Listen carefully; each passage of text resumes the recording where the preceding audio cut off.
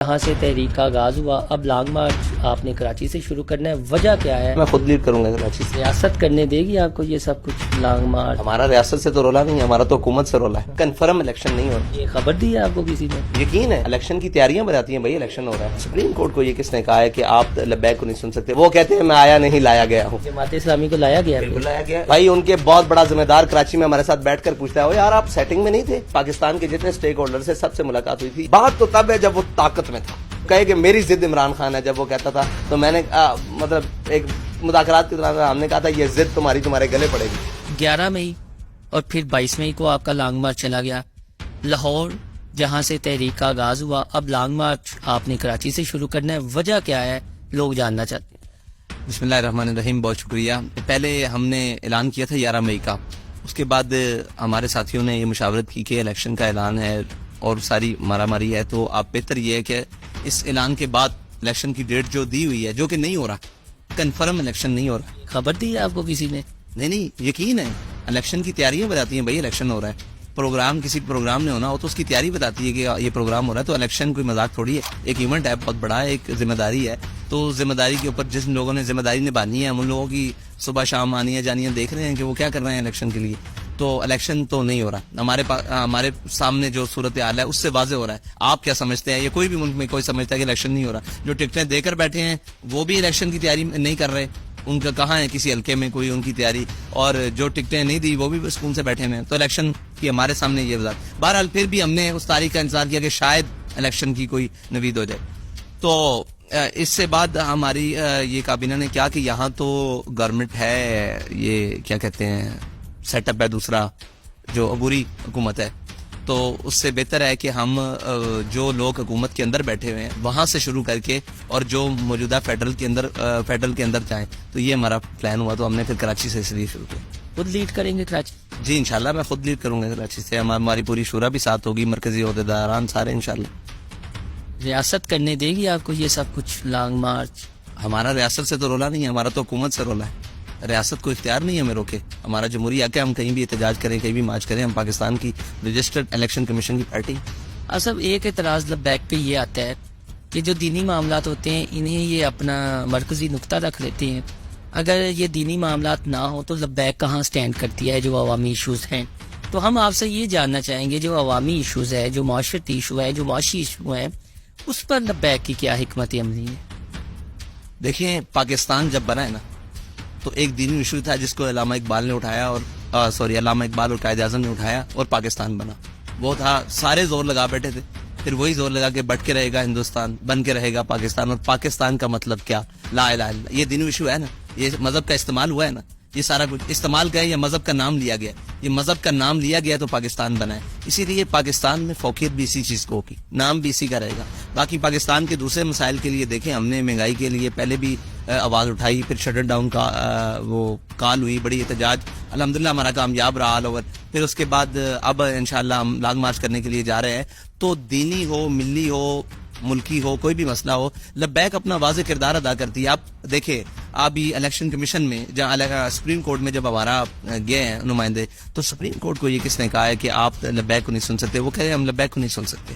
مطلب اتنا بڑا ادارہ، یعنی یا اس کے بعد آپ مجھے بتائیں کہ کیا کسی ہمارے کارکن کے ذہن میں اس کی تقدس بحال رہے گا سپریم کورٹ کا؟ تو یہ ججز کو چاہیے کہ اپنی سٹیٹمنٹس اور اپنی چیزیں، کہ 22 لاکھ ووٹر کی حامل جماعت کا ایک نمائندہ آپ کے سامنے کھڑا ہے اور آپ کہہ رہے ہیں کہ نہیں سن سکتے۔ پھر ہمارے ساتھ سب سے بڑا الیکشن کمیشن نے دھوکہ کیا اور ظلم کیا کہ وہ ابھی جو مردم شماری میں الیکشن کمیشن بھی داخل تھا، لیکن مردم شماری والا ایک علیحدہ پورا ایک وہ شعبہ ہے، اس نے تحریک لبیک پاکستان کو، ٹی ایل پی میں آپ کو پتہ ٹی ایل پی کراچی کی بھی اسٹیک ہولڈر ہے، اس نے اتنا کام کیا، کراچی میں ہماری 3 سیٹیں موجود ہیں، لیکن انہوں نے مردم شماری کے وقت باقی ساری جماعتوں کو بنایا جن کے پاس وہاں کی ابھی کونسلر کی سیٹ بھی نہیں ہے، ان کو بنایا اور تحریک لبیک کو نہیں بنایا۔ کراچی میں جو پور پرفارمنس رہی یہ آپ کے بلدیاتی انتخابات میں، وہ کوئی آپ نے اسکروٹنی کی، کوئی تحقیقات کی جو جن کی ناقص کارکردگی تھی امیر لبیک کی یا جو بھی تھا ذمہ دار، کہاں؟ کیونکہ مسلسل ہم یہ دیکھ رہے ہیں آپ کا 2018 کے بعد ووٹ بینک کم ہوا ہے، بڑھا نہیں ہے۔ ہمارا تحریک لبیک پاکستان کا 18 کے بعد ووٹ بینک زیادہ ہوا ہے،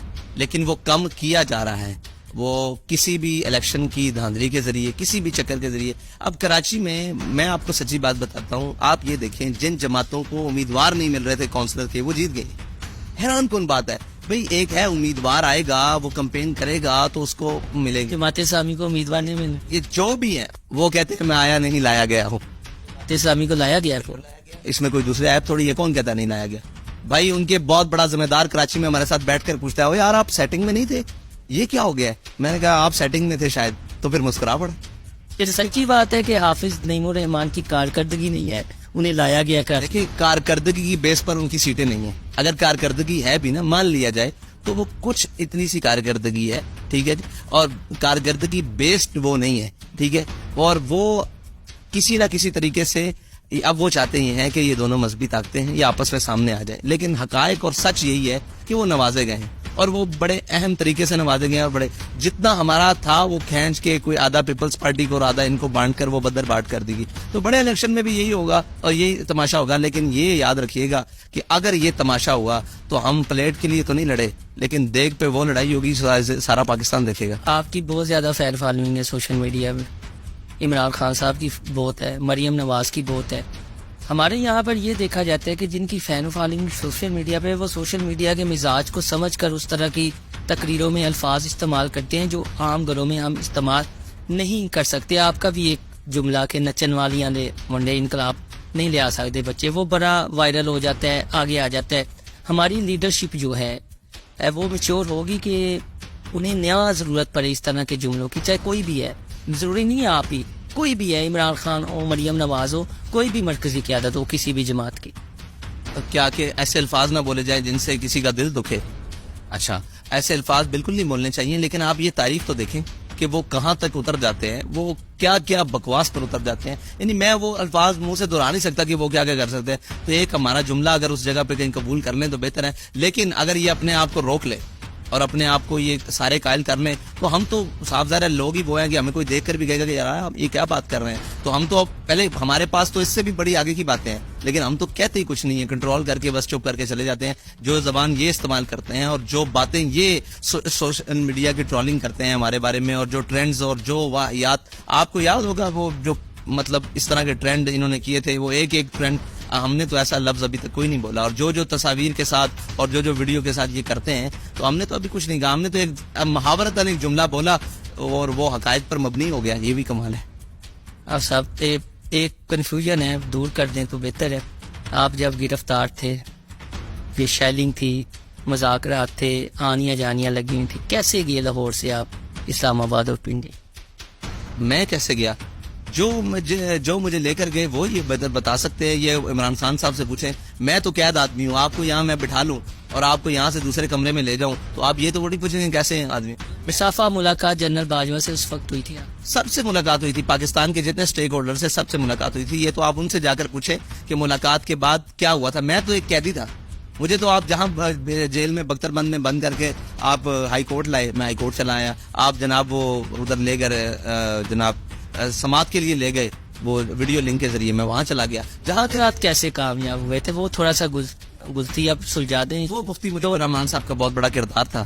مفتی منیب الرحمان صاحب تشریف لائے تھے اور انہوں نے آپ کے سامنے وہ تصاویر بھی وائرل ہوئی تھیں. کس نے متحرک کیا تھا؟ مفتی منیب الرحمان صاحب کو ان کے دینی جذبے نے متحرک کیا تھا کہ ان کے بچے روڈوں کے اوپر بیٹھے ہوئے ہیں. باجوہ صاحب مان گیا تھا, تو ماننا پڑنا تھا نا. باجوہ صاحب کوئی بھی ہوتا ماننا پڑنا تھا یار. باجوہ صاحب کون ہے؟ فیصلہ سے کتنی ملاقاتیں نہیں دوران قید؟ دوران قید وہ مجھ سے ملنے آئے دفعہ نہیں, اسے غالباً 3 دفعہ ملنے آئے. تاریخی جملہ, کوئی بات چیت؟ بہت سارے تاریخی جملے ہیں. وہ پھر کبھی بیٹھے آپ کے ساتھ پوڈ کاسٹ کرے تو پھر آپ کو بتائیں. یار یہ میں سمجھتا ہوں کہ اب صحافیوں کو بھی اجازت مل گئی ہے کہ ان کا نام لیں. بہت بڑا صحافی کھڑا ہو کے کہہ رہا تھا کہ اب وقت آ گیا ہم فیض کا نام لیں, تو ہم نے اس وقت بھی اس کا سامنا کیا جب وہ اقتدار میں تھا, جب وہ خوف اور دہشت کی علامت تھا. ہم نے اس وقت سامنا کیا. اب اس کا نام لینے کا میں تو سمجھتا ہوں وہ مظلوم ہے. اب ختم ہو گیا, سیٹ سے گیا کر. بات تو تب ہے جب وہ طاقت میں تھا, اس کے سامنے آنکھ میں آنکھ ڈالنا تب کام تھا. اس کے سامنے کھڑے ہونا کہ تم غلط کر رہے ہو. جب وہ کہے کہ میری ضد عمران خان ہے, جب وہ کہتا تھا, تو میں نے مطلب ایک مذاکرات کے دوران ہم نے کہا تھا یہ ضد تمہارے گلے پڑے گی اور تمہارے ایسے گلے پڑے گی. مطلب یہ بات کر رہا ہوں اقتدار کی. اب تو اس کے بارے میں نہ ہو. تب اس نے کیا کہا یہ جب آپ نے جملہ بگڑنے پڑی؟ تو خاموش ہو گیا. باقیوں نے ساتھیوں نے پوچھا آپ نے اتنے وسوخ سے اتنی بڑی بات کر دی. یہ جو باقی عمران خان صاحب کے ساتھی بیٹھے ہوئے تھے ان کے سامنے جن کو وہ گلے لگا رہا تھا, میں نے ان کو کہا کہ آپ پہ بڑھاپا طاری ہونا ہے اور آپ کے لیے جیلیں میں. اب کون کون تھا؟ اعجاز چودھری, راجہ بشان. نہیں, یہ علی محمد خان